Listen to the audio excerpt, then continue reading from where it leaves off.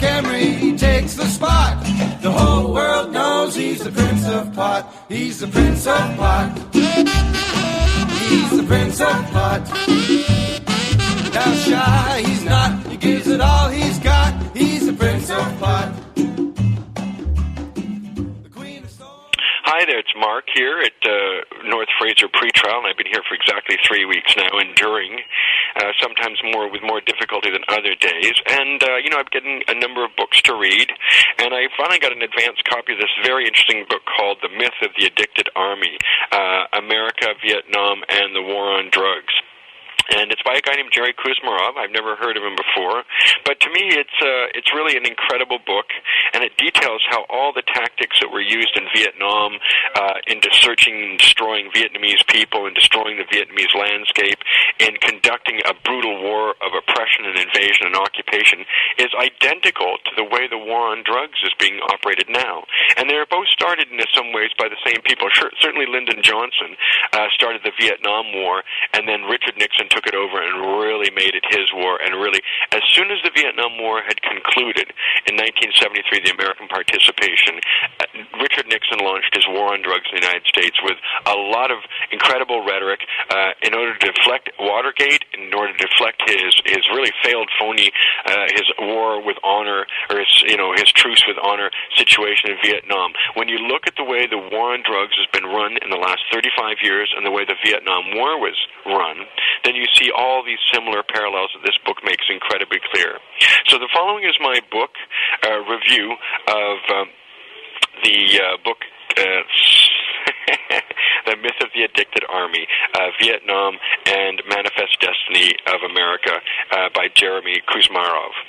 The Myth of the Addicted Army, Vietnam and the Modern War on Drugs by a fellow named Jerry Kuzmarov that I got an advance copy of. It's out this year.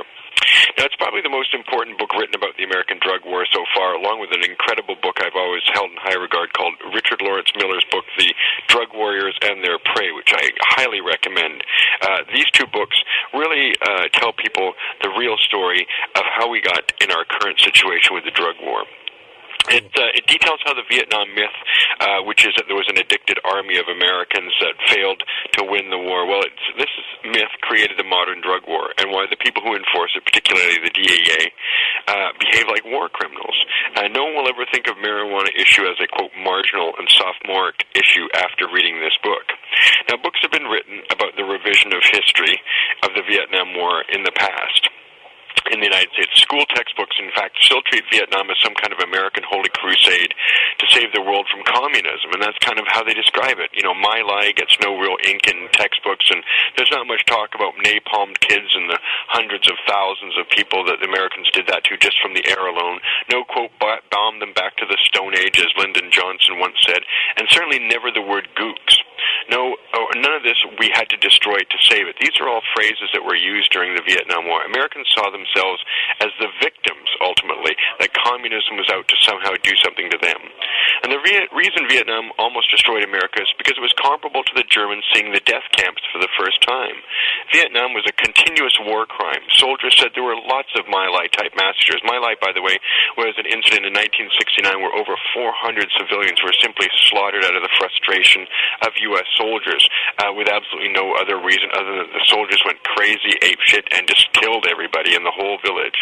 When Americans saw that their soldiers were doing this, they couldn't reconcile this with the myth of their being the chosen by God to rule the world. And that's something Kuzmarov makes very clear in the book, that America had this lofty ambition and self-image of itself as some kind of holy crusader doing the world's good. Well, Americans couldn't accept losing either, and that's where Nixon came in with his addiction myth. We didn't lose, he said. It's evil drugs destroyed our military's fighting power. And from there, Vietnam morphed into the modern drug war to stop the evil, quote, foreign drugs from destroying our military, American homeland, and the world that they have chosen to rule.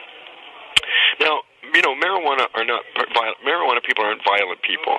My revolution, for example, is totally nonviolent and fronted by a plant, and that's true with all marijuana activists in North America and the world. And this is a good thing, but unfortunately it puts us at a disadvantage when we're dealing with the same kind of people who laughed as they shot people and families and helpless villagers from helicopters for fun, as was very, very often the case in Vietnam. Now, here's a quote from the book. Because the culture at large could not accept defeat at the hands of an inferior people or a raggedy-ass fourth-rate power, as Lyndon Johnson, the president, up till 1968 characterized the regime, it searched for an alternative explanation that became institutionalized over time. Together, these myths helped preserve the nation's vision of righteousness and the dominant internationalist creed, which asserted that America had both the duty and the right to export liberal capitalist ideas in the developing world. And that's the end of that quote. So before public pressure actually forced the United States out of Vietnam, some 58,000 American soldiers were killed, and some, get this, 5 million Vietnamese were dead from the Christmas bombings, 12 days of Christmas bombings in, say, 1972 at the end of the war, where for just gratuitous killing sprees by B-52 sent by Richard Nixon to impose some kind of phony war with honor. A peace prize actually is what Henry Kissinger got for that kind of mass destruction. They were dead because of what author Jerry Kuzmarov, for example, calls, quote, the flawed policies, institutional failings, and cultural chauvinism of the United States as it lost the war. Now, to be able to cover all that up by saying drugs did it is really some trick. And to be able to make the Vietnam War the foundation of the modern drug war is something that only the delusional Richard Nixon could pull off. Kuzmarov details it all in his new book, and that's what I was referring to, the book we're talking about, The Myth of the Addicted Army, Vietnam and the Modern War on Drugs. It's 303 pages from the University of Massachusetts, and it's going to be out shortly for $26.95. This book documents for the first time the essential role the Vietnam War played in establishing the modern war on drugs, both domestically and internationally. The mentality that napalm children shot families from helicopters became the mentality that shoots marijuana users in their homes and beats people up in wheelchairs who are using medical marijuana.